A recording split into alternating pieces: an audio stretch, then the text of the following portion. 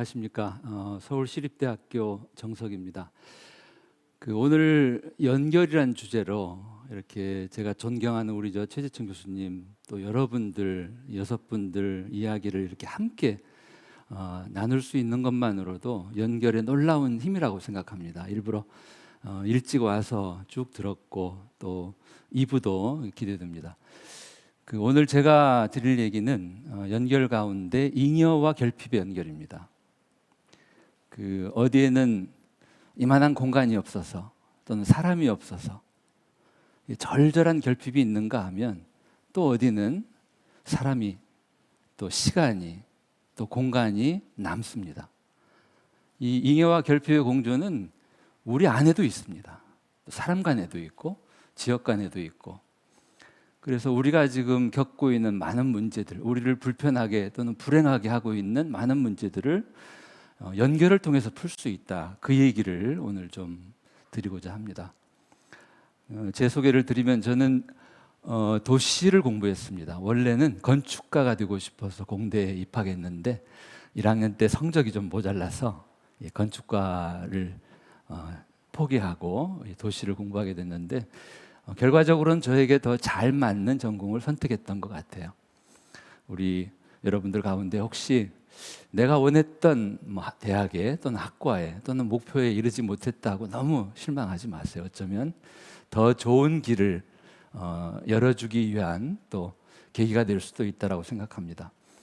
공부를 마치고는 서울연구원에서 13년간 서울의 도시 연구를 했고 또 대학에서 지내왔습니다. 우리 가족 사진 보이시죠? 아들 셋, 딸 하나, 대가족입니다. 이 아빠 품에 안겼던 막내 딸은 지금 대학교 3학년. 이렇게 도시를 공부하면서 또 이렇게 아이들과 집안에서 또 이웃들과 살아가면서 연결의 필요성을 많이 느낍니다. 특히 도시를 바꾸기 위해서는 시민들과의 소통과 연결이 중요하다는 걸 깨닫고 홈페이지를 또 블로그를 또 페이스북과 같은 이 SNS를 열심히 하고 있습니다. 서울연구원에서는 여러 분야 연구를 했습니다. 서울의 경관 연구, 또 보행 환경 연구, 또 북한 도시 연구, 또 북촌 인사동 이런 오래된 도시를 보존하는 연구, 그리고 제가 생각하고 있는 좋은 도시에 대한 이런 생각들을 쉽게 읽을 수 있는 대중서도 자만도시라든지 도시의 발견, 또 전천희재생 이런 책들을 출간을 했습니다. 우리가 살아가고 있는 우리 마을, 우리 도시, 또 우리 국토, 또 지구촌의 문제들이 아주 많습니다. 특히 지난해부터 이 코로나19로 인해서 전 지구가 고통을 겪고 있습니다. 제레미 리프킨 같은 분은 이 코로나 팬데믹의 원인을 이 기후변화에서 찾고 있습니다. 사람이 지구를 너무 괴롭혔다는 거죠. 야생을 너무 많이 침범하고. 이 코로나 팬데믹은 어쩌면 우리가 초대한 걸지도 모릅니다. 그래서 이 위기 상황, 이 고통 상황에서 우리가 어떻게 우리 지구를 또 작게는 우리 마을을 대할 건가 다시 깊이 생각할 저는 좋은 계기라고 생각합니다. 우리 도시는 과연 지속 가능할까? 또 우리들이 쓰고 있는 도시 공간은 공정하게 배분되어 있을까? 이 자동차를 누구나 다 보유하고 타고 다니는 시대, 이 자동차 대중화 시대가 온 뒤로는 이 개인교통수단인 자가용에 의존해서는 도시교통 문제를 풀 수가 없습니다. 그런데 아직도 우리 도시는 자동차 위주죠. 아이들이 늘 오고 가는 통학로는 위험천만하고 또 시골의 도로에는 아예 보도를 만들지 않습니다.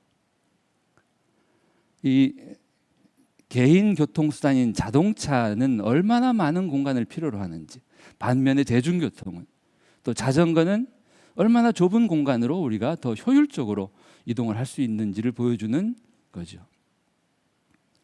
이 유럽연합이 이 탄소 배출을 줄이기 위해서 지난 20여 년 놀라운 노력을 했는데 유독 하나 줄이지 못한 게 바로 교통 부문이라고 합니다.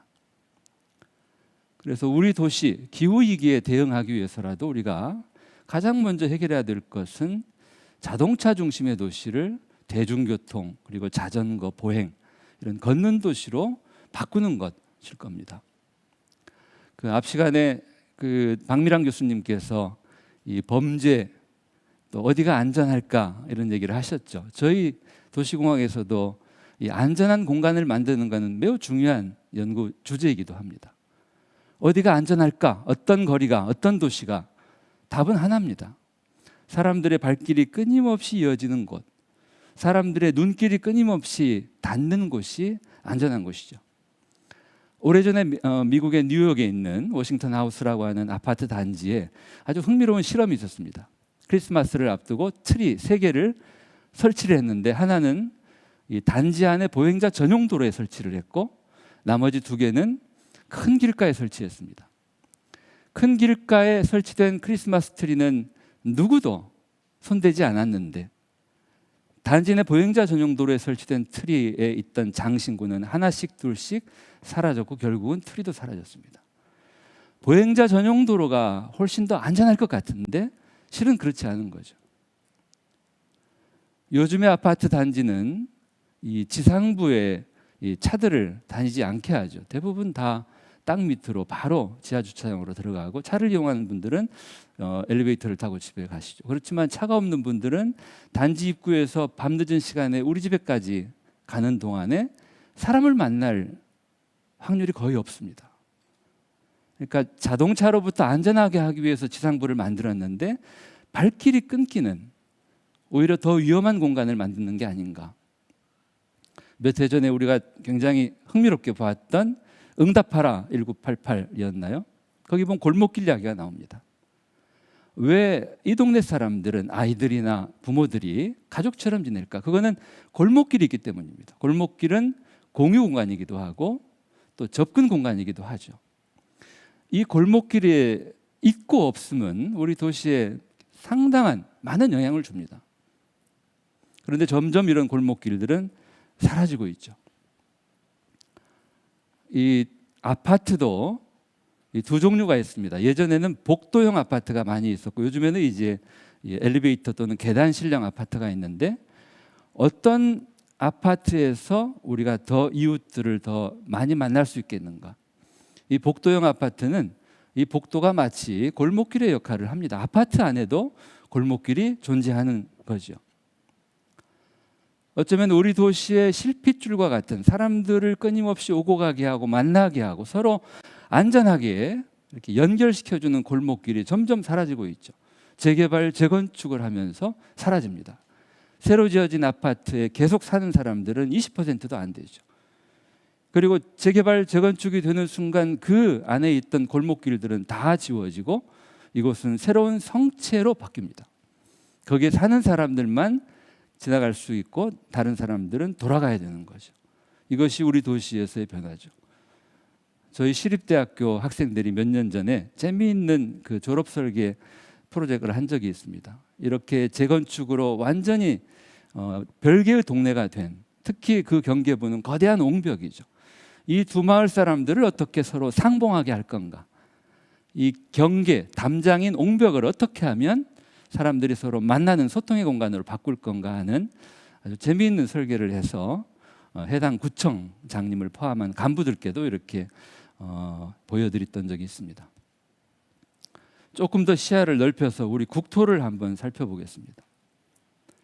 70년대 수도권에는 전체 국민의 31% 인구가 살았습니다. 그런데 지난해 하반기 이후 과반수 이상이 지금 수도권에 살고 있습니다. 70년대 대부분의 기초지자체 인구는 5만 명이 넘었는데, 지금 현재 기초지자체 인구가 5만이 안 되는 지자체가 3분의 1입니다. 그리고 점점 줄고 있습니다. 서울보다 더 큰, 행정구역 면적이 더 큰 전라북도 진안군의 인구가 아마 2만 5천 안팎일 겁니다. 서울의 한 동만도 못한 인구죠. 이것이 지금 우리 국토의 문제입니다. 우리 국토는 지금 건강한 상태인가? 지속 가능할까? 저는 아니라고 봅니다. 아주 극심한 불균형 또는 편중이 모든 도시 문제, 지역 문제, 국토 문제의 근원이 되고 있죠. 저는 우리 국토의 이런 상태를 그대로 두어도 좋을 건가?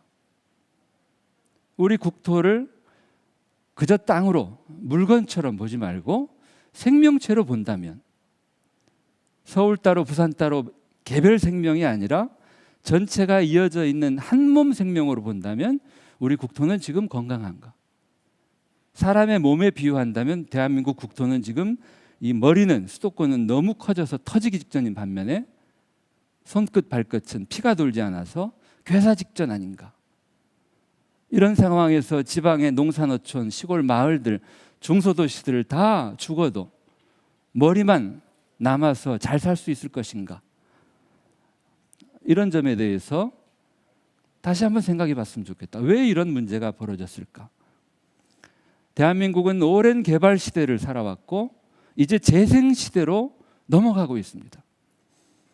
대한민국은 세계 역사에 유례가 없는 아주 빠른 개발 시대, 서양 사람들은 폭발하듯 성장했다라고 표현하기까지 합니다. 한국전쟁 직후 대한민국 1인당 국민소득은 $100가 안 되었습니다. 그랬던 가난한 나라 대한민국이 지금은 $20,000, $30,000 선진국으로 도약했죠.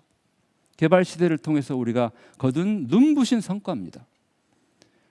1950년대 서울의 인구는 100만 명대였습니다. 150만 명. 100만 명대 도시 서울이 500만 도시가 되고 1000만 도시가 되는데 불과 몇십 년 걸리지 않았죠. 조선시대 내내 한양 도성안이 전부였던 서울이 점점점 커졌죠. 그리고 맨 마지막에 서울에 편입된 지역이 지금의 강남 지역입니다. 강남 서초구 일대가 서울시에 들어온 것은 1963년입니다. 강남이 개발되면서 78년 압구정동 현대아파트가 지어졌을 때 그 앞에서는 소가 쟁기를 끌고 가던 논밭이었습니다. 그랬던 강남이 이런 번화한 도시로 변화하는 데 걸린 시간은 불과 30-40년밖에 걸리지 않았죠. 서울이 점점점 이 도시로 확장되면서 변화했던 그 출발은 신개발이었습니다. 구반포 아파트 단지를 개발을 했고 또 한 축은 재개발이었죠. 오래된 도시들을, 오래된 달동네를 철거하고 아파트로 바꾸는, 또 여러분들이 지금 계시는 이 페럼타워도 도심 재개발로 지어진 건물입니다. 또 60년대, 70년대 지었던 저층 아파트를 고층 아파트로 바꿨던 재건축, 그리고 2000년대 초반 그 이명박 당시 서울시장이 서울에서 시작했던 뉴타운은 전국으로 확산되어 갔죠. 그래서 2006년, 2010년 지방선거는 완전히 뉴타운 선거였습니다. 그런데 생각했던 것처럼 뉴타운이 제대로 되지를 않습니다. 해제가 되고 또 지방의 경우는 아파트를 지었는데 미분양 사태가 속출하고 이러면서 도시재생특별법이 제정이 됩니다. 그리고 대한민국은 개발 시대에서 이제 재생 시대로 넘어가게 된 거죠. 대한민국의 개발 시대는 바빴습니다. 그래서 물건을 만드는 것처럼 도시를 빨리빨리 만들었습니다. 빨리 만들기 위해서 국가가 계획을 세우면 지방은 따르는 중앙 집권 방식으로, 그리고 단지를 개발하는 단지식 개발 방식으로, 그리고 모두를 골고루 키우는 게 아니라 클놈을 키우는 성장 거점 개발 방식으로 개발 시대를 보내왔죠. 그래서 많은 성과를 거두었지만 그 후유증에 지금 우리가 앓고 있는 이런 지역 간의 불균형 문제, 또 격차의 문제, 또 요즘에 아주 모든 국민들이 걱정하고 있는 집값의 문제, 또 교육의 문제들이 아닐까. 그래서 저는 재생시대에 우리가 이제는 개발 시대와는 전혀 다른 생각으로 우리 도시를 보고 또 우리 문제들을 풀어야 하지 않겠는가. 그 첫 번째 출발은 도시를 더는 물건으로, 기계처럼 보지 말고 생명으로 보자. 우리 도시가 만들어진 바탕은 생명입니다. 그 위에 사람이 조금 더 덧댄 것일 뿐이죠.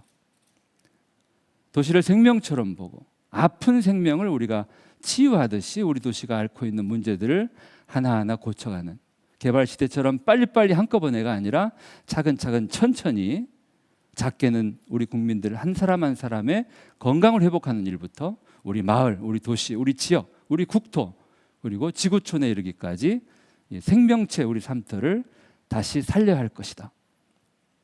그런데 문제가 있습니다. 내 몸에 병이 날 때 내가 병을 키우는 경우들도 꽤 많습니다. 저는 신도시를 개발하는 것도 우리 삼터를 점점 힘들게 하는, 어쩌면 병을 초래하는 일이 아닐까 이렇게 생각을 합니다. 인구 감소 시대에 어느 지역을 개발하면 그 지역은 채워질 수 있습니다.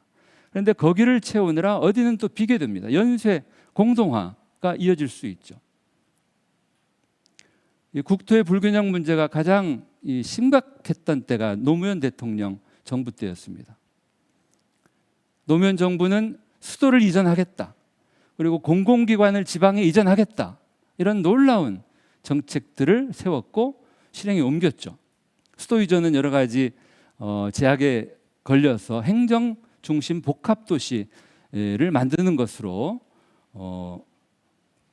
되었고, 그리고 서울과 수도권에 있던 많은 이 공공기관들이 지방에 옮겨갔습니다. 그런데 문제는 공공기관들을 지방에 옮기면서 신도시를 만들었죠. 혁신도시를. 만약에 공공기관을 신도시가 아닌 지방에 텅텅 비어있는 원도심에 옮겨갔었으면 얼마나 좋았을까. 예를 들면 강원도 원주시는 2개의 신도시를 만들고 있습니다. 기업도시, 혁신도시. 이 신도시를 채우기 위해서 원주시의 원도심은 점점 비어갑니다. 우리 지방의 중소도시들의 원도심이 비는 이유는 스스로 비는 게 아닙니다. 다 도시 가까이의 외곽에 새로운 시가지를 개발하거나 새로운 신도시를 만들기 때문이죠. 지금 정부도 이 부동산 문제, 집값 문제 때문에 이미 3기 신도시 개발을 발표를 했고, 그리고 또 다시 지방에 신도시를 개발할지도 모르겠습니다. 인구 감소 시대에 자꾸 새로운 일을 벌이는 것은 어딘가를 더 힘들게 하는 일일 수 있다. 일본의 경우는 신도시가 재앙이라고 하는 얘기들을 많이들 합니다. 일본의 동경에 아주 가까이 있는 타마 뉴타운이 있습니다. 60년대 말 70년대에 젊은 부부들이 입주를 했죠. 그리고 타마 뉴타운은 신도시 계획의 아주 모범적인 사례로 저도 여러 번 현지에 가서 연구도 하고 했죠. 그렇게 만들었던 신도시가 입주한 지 40년이 지났습니다. 그때 30, 40대 젊은 부부들은 이미 70대, 80대가 되었고, 그때 아이들은 다 성장해서 떠나갔죠. 결국 신도시 안에 있는 초중고등학교 절반이 폐교 상태입니다. 그래서 한꺼번에 이렇게 대단히 도시를 새로 만드는 것은 아주 어쩔 수 없는 시기에 불가피하게 선택할 수 있는 방법이지, 우리가 계속해서 지금도 할 일은 아니다.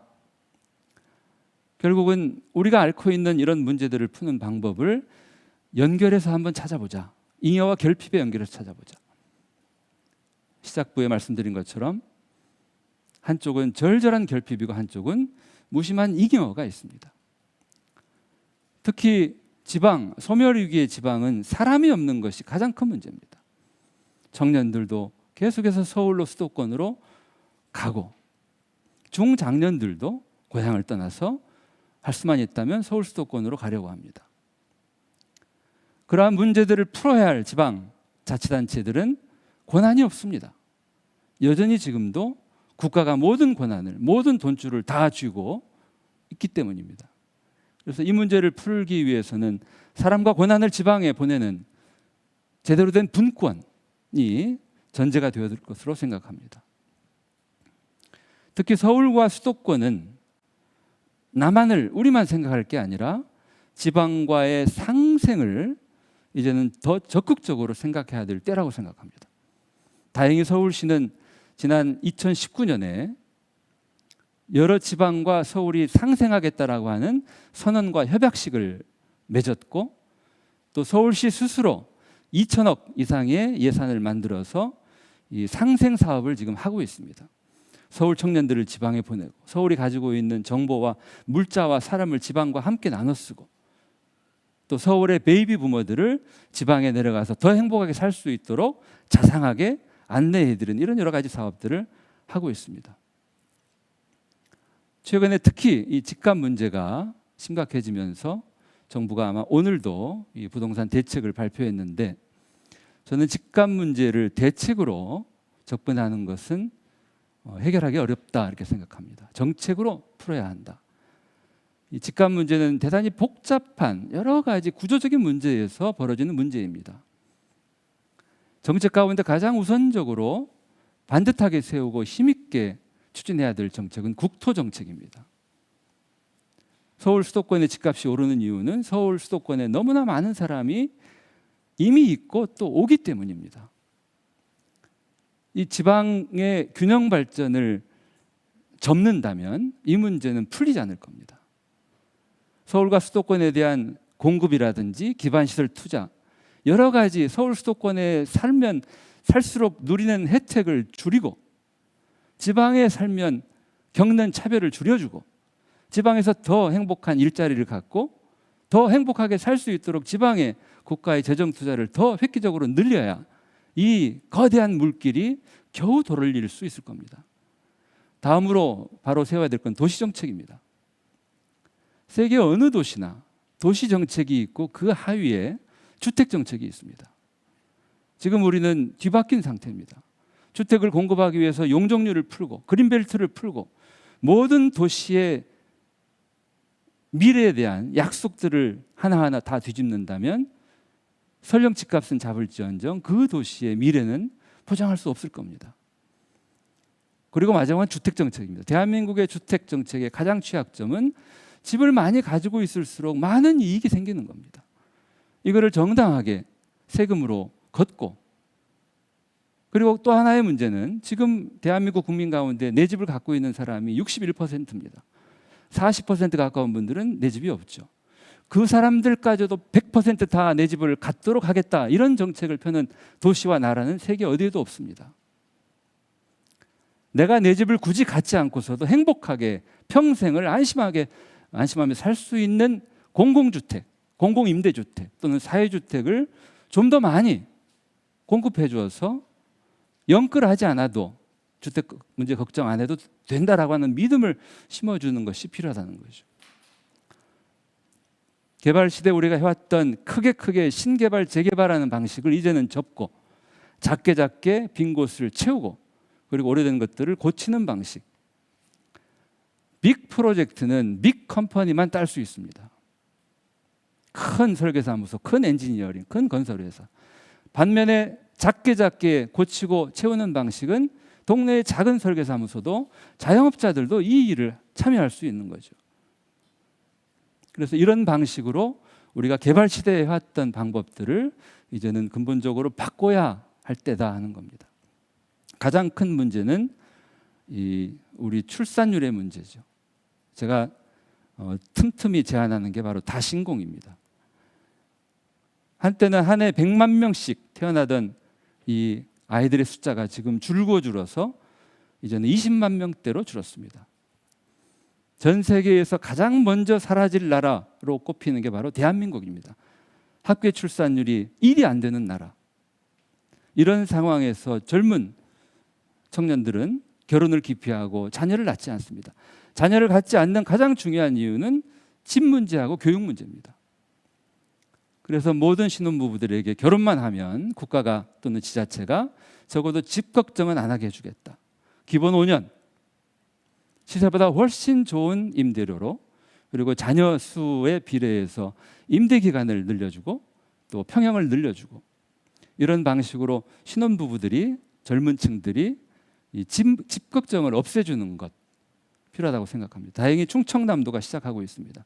충청남도는 이 젊은 신혼부부들이 훨씬 좋은 조건으로 살 수 있는 공공임대주택들을 제공을 하고 자녀가 1명 태어나면 그 임대료를 절반으로 줄여주고 자녀가 2명이 될 경우에는 그때부터 임대료를 받지 않는 이런 공공임대주택을 지금 1,000호 공급하겠다라고 하는 정책을 시작하고 있죠. 기본적으로 서울과 수도권의 주택 공급을 가급적 줄이자는 게 저의 생각입니다. 아마 저하고 또 생각이 다른 분들도 많겠지만, 그래도 불가피하게 공급을 해야 된다라면 새로 건물을 짓는 방식 대신에 우리가 보유하고 있는 자산들을 지혜롭게 활용하는 방식도 있다. 이미 30년, 40년 된 일기 신도시들은 이제는 재건축 연한이 다가오고 있는데 전부 철거하고 다시 짓는 재건축 방식이 어려운 경우들이 많습니다. 그런 경우에는 리모델링을 하면서 대형 평형 아파트들을 쪼개는 방식, 그래서 거기에 젊은 신혼부부들이 들어와서 살게 하는 방식, 이미 이런 방식들을 서울시는 SH공사를 통해서 또 이 단독주택 같은 경우에 적용해서 하고 있죠. 우리나라 또 이 세계의 많은 도시들이 이렇게 잉여와 결핍을 또는 서로 다른 것들을 연결하는 방식으로 도시 문제를 지혜롭게 풀고 있습니다. 그 중에 하나가 공동체 주택입니다. 공동주택은 아파트 다세대 다가구 중에 한 칸을 내가 사거나 또는 빌려서 사는 방식이라면, 공동체 주택은 처음부터 함께 살 사람들이 모입니다. 그리고 함께 의논해서 함께 살 집터를 구하고 함께 살 집을 설계하고 짓습니다. 각각의 집은 각각의 세대에 맞게 설계합니다. 이 성미산마을 소행주 1호 집에는 아이들 방바닥에 비밀 창구가 있죠. 이 문을 열고 자기만의 아지트에 내려갈 수 있게. 아마 아파트에서는 이런 설계가 불가능하겠죠. 공동체 주택의 공유 공간이 아주 많습니다. 소행주 1호에는 2층이 전부 공유 공간이죠. 각자 자기 집에서 식사를 하지만 가끔씩은 이곳에 내려와서 같이 치맥도 하고 같이 식사도 합니다. 또 공유 공간들을 많이 확보하고 있죠. 이러한 공동체 주택이 지금 전국으로 확대되고 있죠. 또 하나 지금 주목할 게 사회주택입니다. 사회주택은 우리 사회 약자들이 조금 더 착한 비용으로 안심하고 오래 살 수 있도록 하는 임대주택을 공공과 민간이 함께 협력을 통해서 지어주는 방식입니다. 서울시가 SH공사가 삼선동에 있는 오래된 다가구 주택을 샀습니다. 서울시 소유죠. 이거를 민간에게 장기 좋은 조건으로 임대를 합니다. 민간은 이곳을 잘 고쳐서 배우들이 살 수 있는 집으로 바꾼 거죠. 이런 예가 바로 사회주택이죠. 사회주택은 이제 아파트 단지까지 확대되고 있습니다. 이 사회적 기업 더함에서 남양주 별내 그리고 또 지축에 이런 협동조합 방식의 아파트를 지어서 지금 분양을 했죠. 사람들이 들어와 살고 있죠. 그러니까 이런 방식의 오스트리아 비엔과 같은 도시에는 자기 집에 사는 시민은 20%에 불과합니다. 임대주택에 사는 시민들이 70%예요. 그중에 절반 가까이가 바로 사회주택이죠. 곳곳에 있는 빈집들을 지혜롭게 고쳐서 쓰는 것도 좋은 예입니다. 일본의 동경의 세타가야구에 가면 비어있는 집을 이런 지역 공생의 집으로 활용하고 있고, 또 우리 서울 성북구에도 주민들이 만든 이 마을 기업이 동네에 있는 빈집을 고쳐서 좋은 조건으로 세입자를 받습니다. 집주인도 손해보지 않게. 또 우리 도시 곳곳에 방치된 시설들, 버려진 공간들이 많습니다. 파리에 있는 비아딕 데자르라고 하는 예술의 다리, 이곳은 버려져 있는 고가 철도 하부를 아주 멋진 상점가로 바꾼 예죠. 데이트 모던, 또 뉴욕의 하일라인 파크라든지 많은 사례들이 있습니다. 제가 직접 방문했던 사례 중에 하나는 미국 시애틀시에 있는 퀸앤 여학교, 학교가 폐교됐습니다. 폐교된 건물을 철거하지 않고 아파트로 리모델링을 한 겁니다. 교실에 있던 칠판이 그대로 남아있죠. 이 학교 졸업생들은 학교는 폐교되었을지언정 자기가 다니던 학교들의 모습을 영원히 볼 수 있는 거죠. 슬로베니아의 수도 류비아나에 있는 이 호스텔 첼리차는 한때 감옥 건물을 리모델링해서 호텔로 바꾼 예입니다. 이 감옥의 한 칸 한 칸 한 칸을 전부 다른 건축가들에게 설계를 하게 해서 숙소로 바꾼 거죠. 저도 그 중에 한 방 120호에서 며칠을 묵어봤습니다. 아래층에 침대가 있고 위층에 침대가 있는 2인실인데 2층 침대는 십자가 형태로 이렇게 걸려 있습니다. 몇 곳이 뚫어져 있죠. 이곳에서 며칠을 묵어보면서 세계 어디에도 없는 아주 특별한 숙소에서 잠을 자는 경험을 했죠. 서울역 7017도 한때는 자동차들의 고가 도로를 지금은 사람길로 바꾼 예고, 또 세운상가도 지금 리모델링을 해서 새로운 젊은 사람들이 이곳을 이용하고 있죠. 선유도 공원은 한때 정수장이었다가 정수장의 기능을 폐쇄하고 공원으로 바꾼 예고, 또 마포에 있는 문화비축기지는 말 그대로 오일 탱크였죠. 올림픽 때문에 위험한 시설이라고 해서 옮겨간 뒤에 방치되어 있던 이곳을 기름 대신에 문화를 채우는 문화 탱크로 바꾼 아주 멋진 재생 사례입니다. 미국의 역사학자 또 경제학자 도노반 립케마라는 사람은 역사 보존의 경제학이라는 책을 썼고, 이 오래된 건물들을 고쳐서 지혜롭게 활용하는 것이 대단히 경제적인 활동이다. 이 일자리 창출 효과도 자동차 생산, 컴퓨터 생산, 건물 신축보다 훨씬 더 많고, 그 외에도 이 경제적인 효과가 많은 일이다, 이런 연구 발표도 했죠. 그 외에도 많습니다.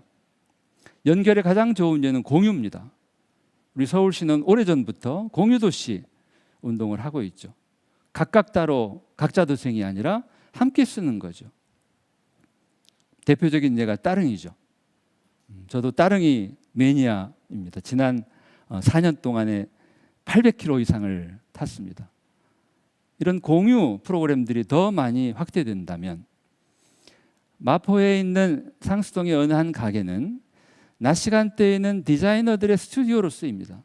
저녁 시간대에는 밥집, 술집으로 변신을 합니다. 그리고 요일마다 또 주인이 바뀝니다. 작은 한 공간을 정말 알차게 쓰는 아주 멋진 예죠. 전주의 남부시장 어느 건물 위에 방치되어 있던 공간에 가게를 들여서 청년들이 쓰고 있죠. 그러니까 재래시장, 오래된 늙은 재래시장에 청년들, 젊은 피가 들어와서 서로 상생하고 있는 좋은 예입니다. 일본의 역사도시 나라시에도 유메큐브라고 하는 아주 멋진 예가 있습니다. 한때는 빠칭코 건물이 있던 곳, 빠칭코가 망해서 건물이 비었을 때 이 시장 상인들은 이곳을 철거하고 유리로 된 9개의 상점을 만듭니다. 그리고 아주 의지와 열정이 있는 청년 상인들을 초대합니다. 이 재래시장에 들어온 청년들이 열심히 이 가게를 운영하면서 이 재래시장 전체가 살아나는 상생의 힘을 보여주는 거죠. 요즘에 또 많이 늘고 있는 마을 호텔도 이 연결의 힘을 보여주는 좋은 예라고 생각합니다. 호텔은 대개 하나의 건물 안에 모든 서비스가 다 갖춰진 것인데, 마을 호텔은 이 집에서 잠을 자고, 이 집에서 밥을 먹고, 이 집에서 차를 마시고, 또 이 집에서 목욕을 하고, 이런 식입니다. 흩어져 있는 여러 공간들을 주민들이 주도해서 연결하고, 이 빌딩 호텔에서 맛볼 수 없는 아주 멋진 서비스를 제공하는 이런 마을 호텔이 지금 전국에 늘고 있습니다. 그 중에 한 예가 공주시 봉황동에 있는 이 재민천 마을 스테이죠. 이 일을 주도했던 세 분, 이분들은 불과 몇 년 전에 독서 모임에서 알게 됩니다. 그 중에 한 분이 오래된 한옥을 사서 한옥 게스트하우스를 만들었고, 또 한 분은 내려와서 작은 건물을 하나 사서 서점을 만들고, 또 한 분은 내려와서 또 다른 일을 벌이고, 이렇게 해서 이 공주시의 원도심 재민천 일대가 멋진 마을 스테이 공간으로 변모하고 있죠. 이 사북 가까운 이 정선군 고한읍에도 우리나라 마을 호텔 1호라고 자랑하는 마을 호텔 18번가가 지난해 문을 열었습니다. 강원도 산골 마을, 비어 있는 건물들이 호텔로 변신하고 서로 연결되고 있습니다. 오늘 이제 제 이야기를 마무리하면서 제가 도시를 연구하면서 가장 존경하는 그 시장님입니다. 이 브라질의 꾸리치바라고 하는 별로 알려지지 않았던 도시를 세계적인 생태 도시로 바꾼 분이죠. 이분은 도시 문제를 풀 때 많은 돈을 들여서 한꺼번에 크게 바꾸는 수술 방식 아니고도 침술과 같은 적은 비용의 작은 변화로도 도시 문제를 능히 풀 수 있다. 시민들이 함께 공동 책임이라고 하는 생각을 갖고 창의적인 디자인을 통해서 많은 문제들을 풀 수 있다. 도시의 시설과 장소들은 늘 가능하다면 24시간 다채롭게 이용될수록 좋다. 그리고 끊임없이 리디자인, 다시 설계하고 다시 사용하는 이런 방식으로 우리 도시 문제를 풀 수 있다. 마치 개구리가 왕자로 변신하듯이 이런 놀라운 생각을 가지고 꾸리치바 시를 바꾸었죠. 자이메 시장님 못지않게 요즘에 가장 멋진 행보를 하고 있는 분이 바로 파리 안 이달고 파리 시장입니다. 이분은 지난 6년 파리 시장을 하고 작년에 재선에 성공했죠. 이분의 재선 공약이 놀랍습니다. 키워드는 셋이죠. 생태, 그리고 연대, 그리고 건강입니다. 이런 키워드를 가지고 파리에 있는 2개의 엄청난 규모의 도시 숲에 더해서 또 하나의 제3의 숲을 만들겠다. 이곳은 이미 개발이 인허가가 났던 곳인데 개발 계획을 전면 취소하고 시민들을 위한 숲으로 바꾸겠다. 지하철 노선이 있는 모든 도로 상부에 자전거 도로를 만들어주겠다. 벨로폴리탄 프로젝트죠. 이 자전거 도로를 건설하는 비용은 트램을 건설하는 비용, 그리고 지하철을 건설하는 비용의 극히 일부만으로도 시민들의 이동을 보장해 줄 수 있다는 거죠. 파리 전역을 시속 30km로 속도 제한을 하겠고, 코로나로 장사가 되지 않은 에어비앤비 3만 채를 시가 사서 공공임대주택으로 쓰겠다. 이런 놀라운 공약들을 발표하고 당당하게 실천하고 있는 분이죠. 15분 도시 프로젝트 말할 것도 없죠. 제 명함에 제가 이렇게 맨 위에 5글자를 새겨두고 있습니다. 소다연강미. 비록 작아도 그 수가 많고 서로 이어진다면, 연결된다면 얼마든지 강하고 아름다울 수 있다. 마을과 도시와 국토, 우리 삼터를 더는 물건으로 보지 말고 서로 이어진 한몸 생명으로 보자. 각각 보지 말고 수도권의 주택 문제만 볼 게 아니라 국토를 보고 지금만 볼 게 아니라 미래를 보면서 지혜롭게 잉여와 결핍을 연결해서 풀어보자. 지금은 재생시대다. 이 일을 누군가에게 맡길 게 아니라 우리가 해야 될 일이 아닐까 그렇게 생각합니다. 왜냐하면 우리가 바로 연결의 주체이기 때문에. 고맙습니다.